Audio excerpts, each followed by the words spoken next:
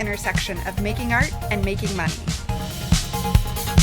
Hello and welcome to Explore Your Enthusiasm with me, Swiger. And today I am not alone. I have a guest. She is a knitwear designer, video podcaster, and retreat organizer, Almon. Thank you so much for joining me. Thank you for having me.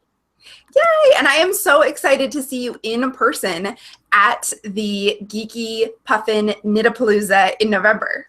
Yes, me too. Me too.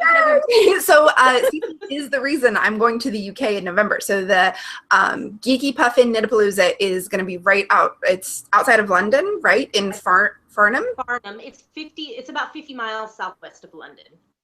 Oh, excellent. Okay, so when I've looked at the map, it looks, well, closer to London than I am here in East Tennessee. Yeah. So I'm super excited about it. So why don't you tell everybody a little bit about yourself and what it is that you do? Okay, well, my family and I live in Edinburgh, Scotland. We're from Texas, so no, you don't get the Scottish accent. We've been living here almost 3 years. My husband's doing his PhD, so that is the move from Texas to here. My kind of part of the fibery world is kind of threefold.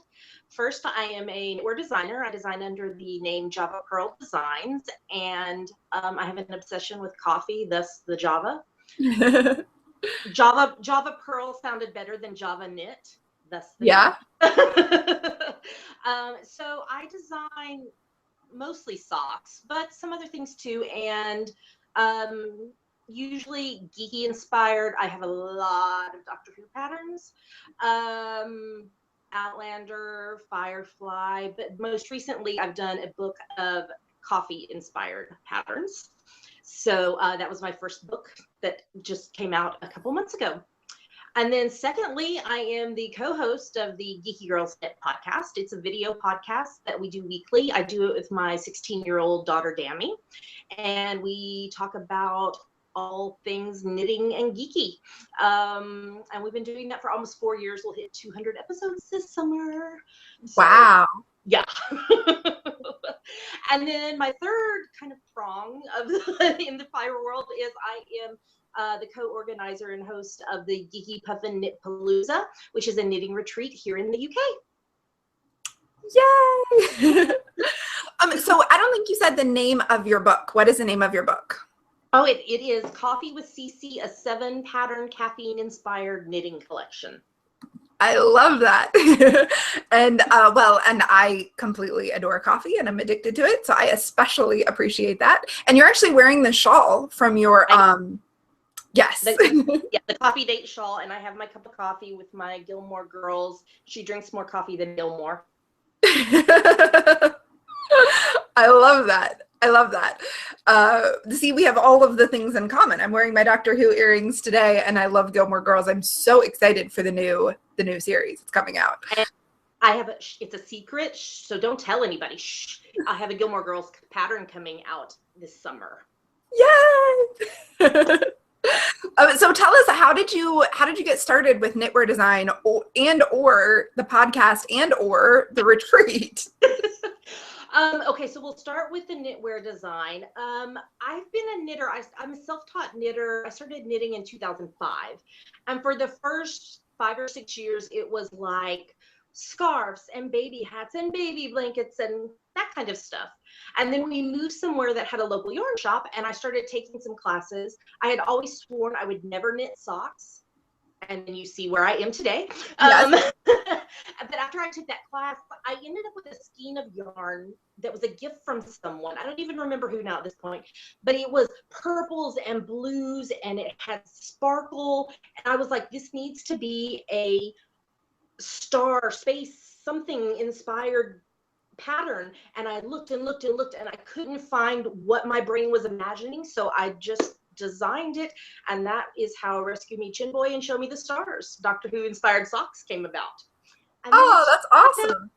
It's kind of blossomed from there. I did some other things, and then I'm in a Facebook group called Addicted to Sock Knitting, and I met one of my most frequent collaborators in that group, Julia of Pandia's Jewels, and she and I have since put out 9 Doctor Who inspired sock patterns together.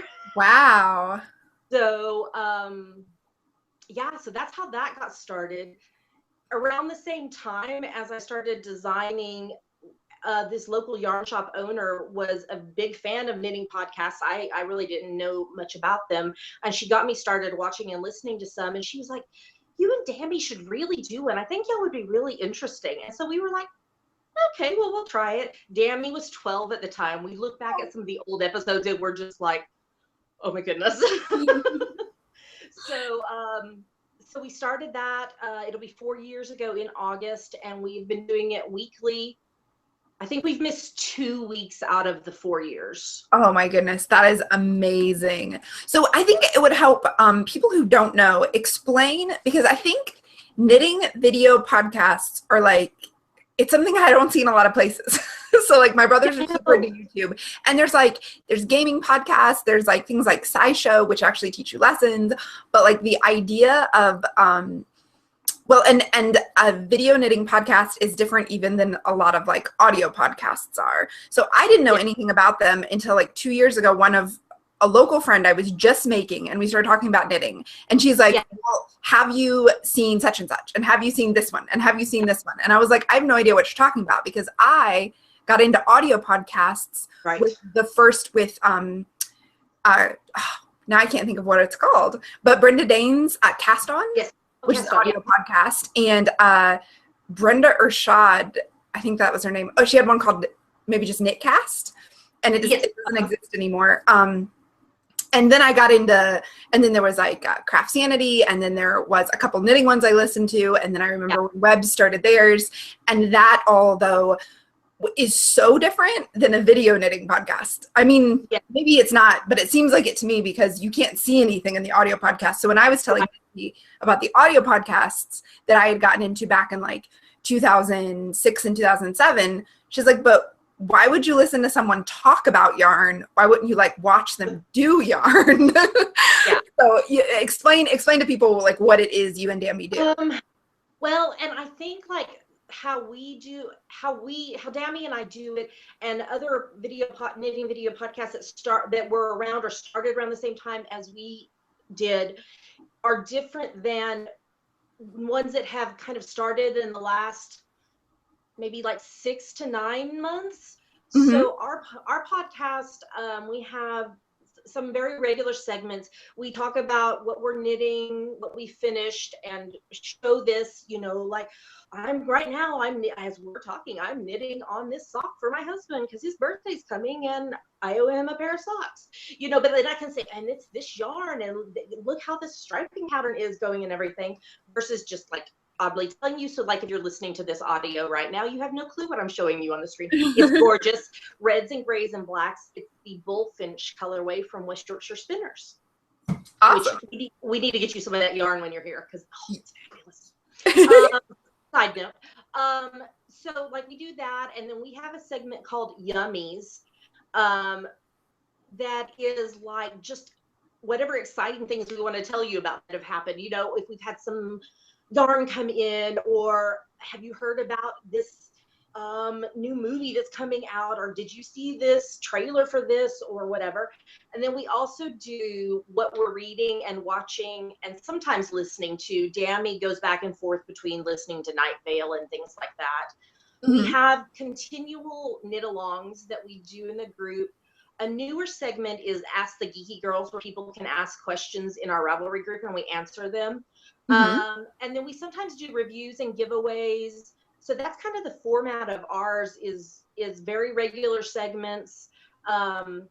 And I think a lot that were started around the same time or prior to us have kind of a similar thing. The knitting podcasts that have started in the last like 6 to 9 months tend to be much more of a vlog style for the most part. Okay. And so it's let me tell you this, and this that happened this week. I'm still showing you my knitting and everything, or in what yummy things I've gotten in or whatever, but they tend to be more of a vlog style versus a podcast style. I don't know if that makes sense. Yeah. No, it's fascinating too, because I mean, in audio podcasts, one of the first ones I listened to was, Brenda Dane's Knit. Is that what it's called? Knitcast? No, Cast On. Passed on. Yeah. Yeah. She was more of a storyteller and would do like stories around knitting and like describe, she lived in Wales. I mean, she might still. It's been years since I listened to it. And she would talk about like issues in knitting, and then she would have musical interludes. And so it was much more like NPR style. Yeah. And then Crafty Pod, which I listened to, it was an interview show, but it was also very, very edited. And actually, I've said this before in my podcast, but I took a podcasting class from Diane of Crafty Pod, and I learned everything I know. But her style was so edited that she really focused on editing and focused on giving like kind of the NPR sound. And so I didn't start a podcast for 5 years because I thought that's how I had to be. And I think that's what I love about the knitting video podcasts, is that they're so personable and so. Yeah. We don't highly edit ours. I mean, like we were talking before we started that we have some very noisy neighbors. And so if it gets really bad, we might cut, or, one of us starts sneezing or whatever. Of course, we're going to try to cut that out. But, we tend to be pretty fluid, and you're just getting everything, even when I can't think of whatever person's name. And Dammy starts like calling out names to me, and I'm like, no, that's not it. Hold on, we'll get there. We just leave all that in because that's just our style. Is we want it to feel like that you're sitting in the room with us with your knitting and your cup of coffee, and we're just chatting. Yes, and I think that that's the power of them, is that when you live someplace where you don't have knitting friends, or really you just live anywhere and just want some more community around knitting video podcasts give you this amazing look at what other people are knitting, like the patterns that I would otherwise totally not know about, the yarns that you just wouldn't know about unless you're watching other people in other parts of the world knit with them, and also just like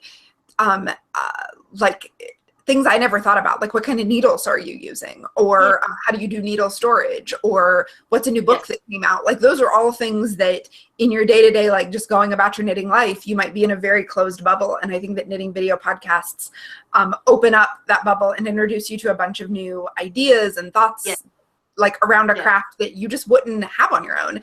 Especially, I mean, I never know how to use Ravelry in a way that like introduces me to a bunch of new things. I tend to just go to the same places and talk to the same people and just look for patterns. When I want a new pattern, I look to see who's knitted and then how they look in it.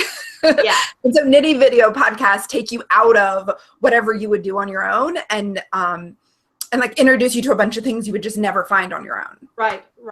And you said something about community as you were saying all that, and our podcast and our podcast audience for us has been a really important thing because I have some very severe chronic illnesses, and I was in a wheelchair and pretty much homebound when we first started the podcast.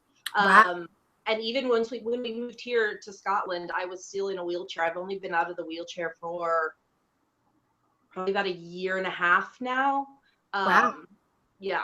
Getting healthcare over here. We won't go into all that, but coming to Scotland has been a very positive thing for my health. But I couldn't get out by myself. So, and Dammy was too little at that point still. I mean, she wasn't little, but she didn't have the strength to push the wheelchair. And so unless the hubs could take me out somewhere, I was stuck home. I mean, and so the community that built around our podcast and also the knitting podcast world as a whole was very important to me, and still is, because I didn't have the possibility of going out to find a community. Yes, I love that. I mean, I am always saying at home to my husband how much I love the internet. There are so many like dark and horrible places on the internet, but the knitting community is one. And I mean, it provides not just the knitting community, but the internet provides so many people who would otherwise not have a community with a community. Yes.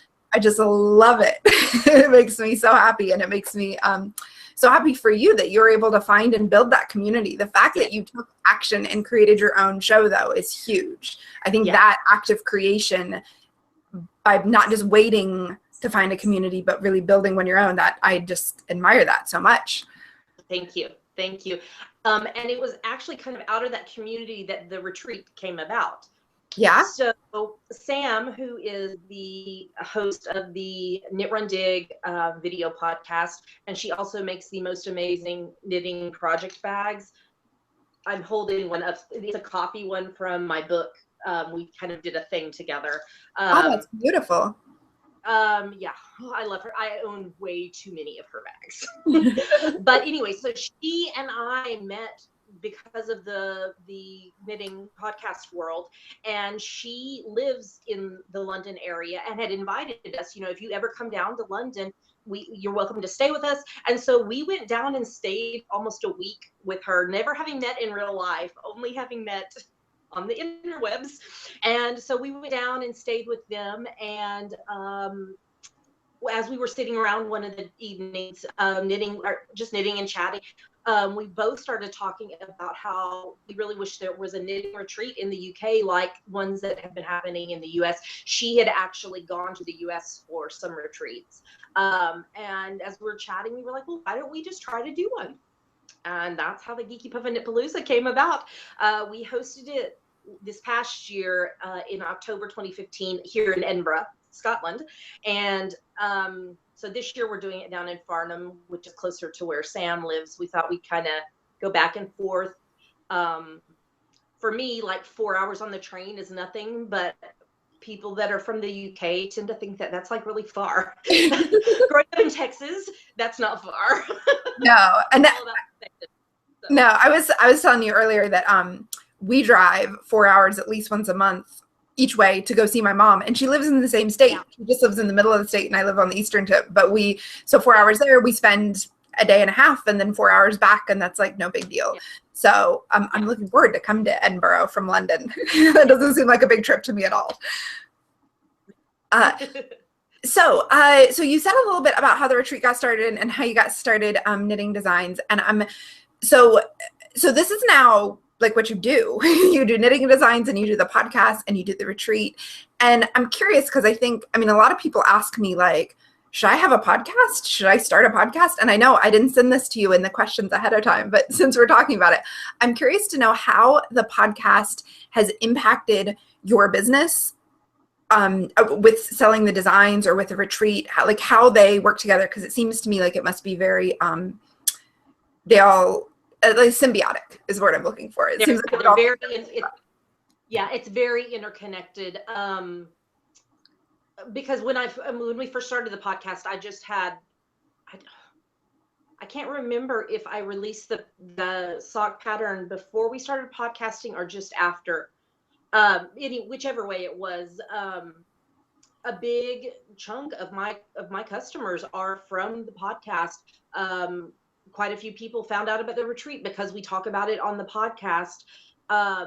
And as we don't have the largest audience for our podcast that some do, but the people that we do have are very loyal and very supportive, and are like, okay, when's the next one coming, Cece? Or, oh my gosh, you're doing a book, Cece.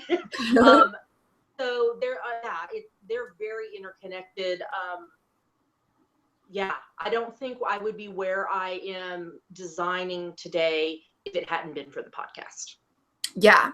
And I think that, so, I talk and teach about marketing for other crafters and makers. And there is this feeling that, and I try to dispel this with my podcast, that marketing is this other thing. There's like your business, and then there's marketing, when in fact, authentic and effective marketing stems from you loving the thing you're making and talking about it. Yes. And that's what I see happening with you and your designs and your podcast is you didn't think I'm going to start a podcast as a marketing tool. Right. You were doing it and you're building community, and then you're excited about your new book coming out. You're excited about your projects, and you love the community and want to keep making things they'll love. And having that community has informed the kind of things you make, I imagine, and the kind of things you offer, because you are, you know them so well. You know the kind of thing they get excited about. Yes. And I can almost guarantee that anytime I do a Doctor Who pattern, that it's going to do extremely well, regardless of. I could do some totally bizarre, theme inspired Doctor Who sock, and it would still sell because I have those diehard Doctor Who fans. Yes, well, you do have awesome Doctor Who patterns. So Looking back on the last 4 years of you designing and podcasting, what do you think, if you can identify any, what have the moments of growth or like the turning points, like this happened and things changed, or have you had them, or has it just been like one slow march forward? I think the past year has been a huge change. So a year, oh, now my dates, I've got to think dates. So it was a little more than a year ago when I applied to vend for the first time at the Edinburgh Yarn Festival, which is a huge knitting festival here in Edinburgh, as you would tell by the name. But it was like three friends that started it the first year. We didn't live here yet the first year that it happened, but they were thinking, oh, it's going to be this small thing, and they they couldn't even. They ran out of tickets. They had so many people coming. They didn't have enough tickets to sell. So they moved to a different venue. And so it was the second year that I vended for the first time. And that was like my first selling. That was my first selling in person. And so having that happened. And then shortly after that, I joined the Starship. And that has just been a huge game changer. And out of that, I did the book and had the support of the Starship for because I self-published and I had never done that before, and I was like, okay, people, I need help, what do I do? the subtitle for the book came about because Starship named it for me. I love hearing that. I mean, I thought that was true, but I wasn't 100% that it was. I think it was during a live chat. You were like, what can I call this? I was like, I want Coffee with Cece. That's that, but it needs a thing. But I didn't want to just say a knitting collection or something. I wanted something fun, and so that caffeine inspired plugged in there just did it. I don't even remember who suggested it, but I was like, that's the one. Okay, y'all can stop now. That's the one. That's it. So that, and being aware of how I share stuff on social media, with prior to Starship, it was just okay, I've shared this once, and surely everybody's seen it. And because if I say it again, it just feels like I'm trying to be pushy or whatever, but realizing, okay, hey, social media, not everybody's on at the same time as I am on, especially now with the time difference. And so being aware of posting things at different times of the day and different days of the week, and just all those strategies that I've learned have just I made more money in March than I have made the entire 3 years prior to that. That's awesome. Yay. That's my high five. If you're watching the video, I'm high fiving. That's so fantastic. I'm so happy to hear that. So that's a major turning point. So what happened in March? You published a book in March, or you already had published your book? No, it came out in March because I officially launched it at Edinburgh Yarn Festival. The pre-orders went out a few days before Edinburgh Yarn Festival, but that was the official publication date. So I had the book come out and the Edinburgh Yarn Festival release. And I think in March is when we announced the retreat as well, and the teachers and all that loveliness. Yeah, that's a big month. That's awesome. I'm so glad to hear that. So now that we've talked about the growth points, as you know, in this podcast, my whole goal is to help makers not feel so alone. So, and you've shared a little bit about this, but I'd love to know, what has been a struggle as you've been building your business? What are the things that you want people to know they're not all alone in if they're struggling with it? Yeah, I think it's just been, it was the not really knowing how to run my own business. I mean, prior to becoming ill, I was a hospital chaplain, and the skills and such that I used as a hospital chaplain, while there is a little bit of crossover, that didn't teach me how to run my own business. And so prior to joining the Starship, I wasn't keeping track of how much money I spent and made. I wasn't keeping track of what patterns sold when, or how whatever patterns sold. So it was just a light switch stuff that I mean, I do my own checkbook and all this stuff, and I should have been keeping track of it, but it just didn't click that, hey, you need to be doing this. so there's just been a lot of light bulbs turn on. And when I have a really, what feels to me like a stupid question, I can ask it in the Starship, and people are like, oh, no, I totally know what you mean. And so just feeling like I'm not alone, because I didn't know how, I was just like, oh, I'm going to design this. I mean, it wasn't ever I was like, oh, I'll make a few dollars. Some people will buy the pattern, but it wasn't ever a business thing until I think really this last year. Yeah. Yeah. And a lot of people have that experience that you do something because you're excited about it and you're into it. And then you're like, I could do this more effectively. So like, even if you some people never really think of it as a business, they just want the time they spend to be spent effectively. It's like, if I'm going to share it with the world, I might as well share it in the way that's most effective as possible. Right. Yeah. So, my mind just went blank. Oh, I always ask everybody, I want to know, what are you enthusiastic about right now? I am enthusiastic about taking a little rest after the book. I bet. So, like, I found out the day that the retreat started last year that I had been accepted to vend at Edinburgh Yarn Festival for the second year.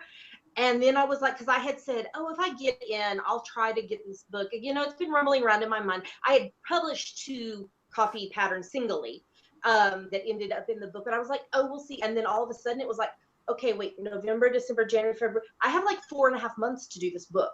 And so I have been like resting and recovering from all of that. I have a bunch of fun patterns coming out this year that I'm trying to work on. I have an Outlander pattern and a Gilmore Girls, a Battlestar Galactica pattern. Yay! And I'm starting to work on Coffee with CC 2. That's awesome. That's so great. So I'm sure after watching or listening, everybody's going to know where they can find more about your book and more about the retreat. So can you tell us where can they find that? Yes. Okay. If they want the book itself, coffeewithcc.com. Ooh, nice. If you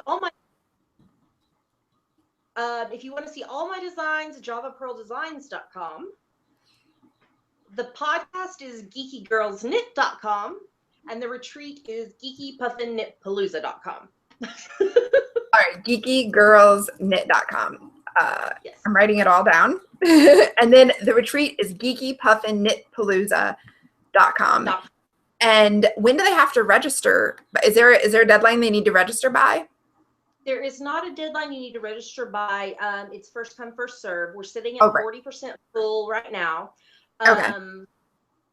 And so you can register right this very second. Yeah, I mean, we have some fun things planned, like beginning of June, we're kicking off a really fun knit along for the retreat. So we would love to have everybody signed up by then so that you get the full experience of the knit along. So do you know the pattern for that knit along yet? Or what kind of project it's gonna be? It is, it is called the Layer It On Cal. And it is for anything that you knit or crochet or weave that can be worn by a 13-year-old or older. So you have more than one thing. And you'll be assigned to a team. We're going to have 3 different teams. And then when you come for the retreat, bring as many of the things as you have made as possible, because then we have this fun competition where each team picks a person and you layer on as many of the items as possible for bonus points for your team. I love that. So what you knit during the knit along totally goes with then like coming to the event, and the knit along is only for like retreat comers. Yes. Yes. Yeah. So then we'll have the team that ends up with the most points. We have like a point system for whatever you've made.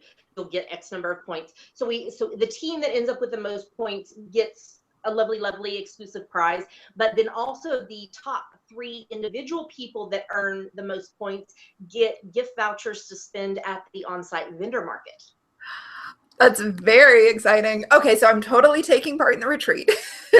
And so the retreat starts on June 1st. So as a reminder to everybody listening to this, which it's going to come out mid-May, you need to go and register at Geeky Puffin Knit Palooza knitwear.com before June 1st so you can join in the knit along, take part in the knit along. The retreat happens in November. So don't think you just have tons and tons of times, because it's also first come, first serve. And it's 40% full already now when we're talking, which is late April. So yeah. I'm like a last minute kind of person. So I'm the kind of person that would wait, especially if it was nearby, until like October, but it'll be too late then. Yeah. So we're like, sign up now. It seems far out, but we like to do some fun things in the days that lead up. The layered on cowl that we did last year was by far the favorite event of the attendees, and so we were like, we have to do it again. This year we're amping it up a little bit with a Star Trek theme to layer it on. Oh, it's right up my alley. So Dammy, Sam, and I will each lead a team. What we knit doesn't count for the cowl, because like I have more time to knit than Dammy does because she's still in school. So we were like, that's not really fair for that. But so the three of us though lead the team, and each of us is going to be one of the Star Trek captains, and we'll have like you can earn bonus points if you can convince us your projects are related to Star Trek in some way. Just fun things like that. I will be all over that. Oh, and you mentioned the Starship a couple times, and in case the listener doesn't know, I want to tell you the Starship is my online community for makers and artists. It may be open when you're listening to this because the internet, you might be listening to it in 5 years. But you can find out details at taraswiger.com/starshipbiz. And if it's closed, there'll be a sign up for you to learn more, and you can meet some of the other captains. But in case this whole time you were like, why does she keep saying the Starship helped her? I thought we should clarify, but I will so totally be taking part in that knit along. And I wanted to let all the listeners know that if you are listening to this, you can find links to everything Cece mentioned, that I mentioned, her book, her patterns, the retreat, at taraswiger.com/podcast106, because this will be episode 106. So that's 106, podcast 106. So go there, find links to everything we talked about. And I'm just super excited for the retreat. So I hope everybody listening can join us. Did we say what classes you're teaching? I don't know that we said that. I guess not. I don't think we did. So you're teaching mat making and get more done in your business. Yes. Good. That's what I thought I was teaching too. And then we have three other teachers. Jolie, who is another Starship captain, is going to be teaching a designer boot camp and a seamless sweaters class. Louise Tilbrook is going to teach 2 at a time toe up socks using magic loop. I think I said that right. Yeah. And taking charge of your knitting, aka how to be the boss of your knitting. Yeah. I love it. And then Rachel Brown is going to teach a spinning class and a swatching class. That's fantastic. And way to remember all of those details.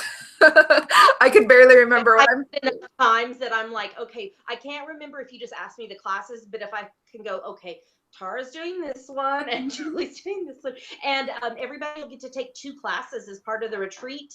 And and then we have the vendor market. We have lots of exciting vendors selling stuff and all kinds of other stuff. So, yay. Yes. Awesome. Well, you guys all come to the UK. If you're in the UK, awesome. As you know, I don't ever teach overseas, so this is going to be super exciting.